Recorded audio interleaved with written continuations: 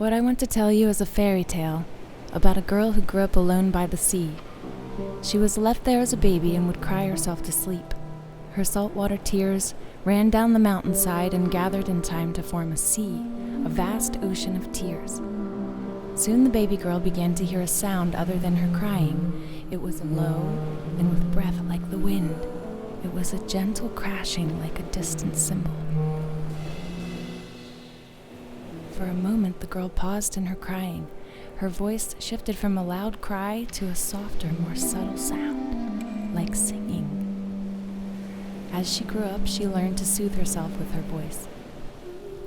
By day, she explored the depths of the sea and the rocky mountainside, the wild flowers and creatures of the deep. She spent her nights singing of the day's pleasures. She sang of wandering and swimming. She sang of beauty, earth, and sky. Her songs were her joy. She sang of longing and of a distant love, and her singing was her company. Of all the many beautiful creatures that roamed the land and filled the ocean, her songs became her most lovely vision. Then, one day, she decided to take a walk. It led her to a town. The people she met had all sorts of instruments, and they showed them to the girl. She was amazed. She learned to play many of them: the clarinet, the piano, hand drums, kazoos, cellos, and guitars, melodicas, harmonicas, and accordions.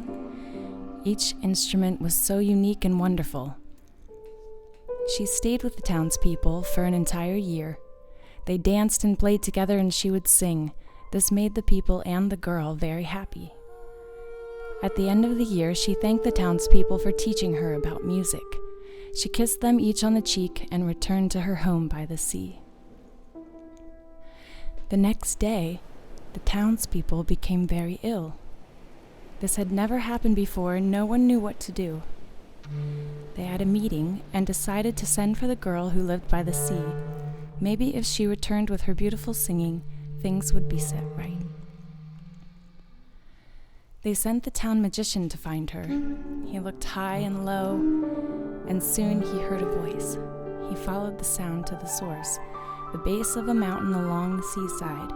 He called to her, "Oh girl, with your voice so sweet, please come with me. As you have gone from our village, the people have fallen ill, and we need you to come back to set things right." She looked at him confused. "How can I help?" she asked. He explained to her that before she lived with them in the village, they knew of music and instruments, but never before had they heard of singing. When she was with them, they experienced things they didn't know were possible. He explained how her songs lifted their spirits. Her voice taught them to love more passionately, to laugh a little louder, to feel deeper things than they had before. "We need your voice," he said. "We need your singing. We need your songs. They have changed us, and now we are sick with longing to hear your songs again." The girl thought. Then something dawned on her. If the people of the town didn't know how to sing, maybe she could help. She looked out over the vast ocean.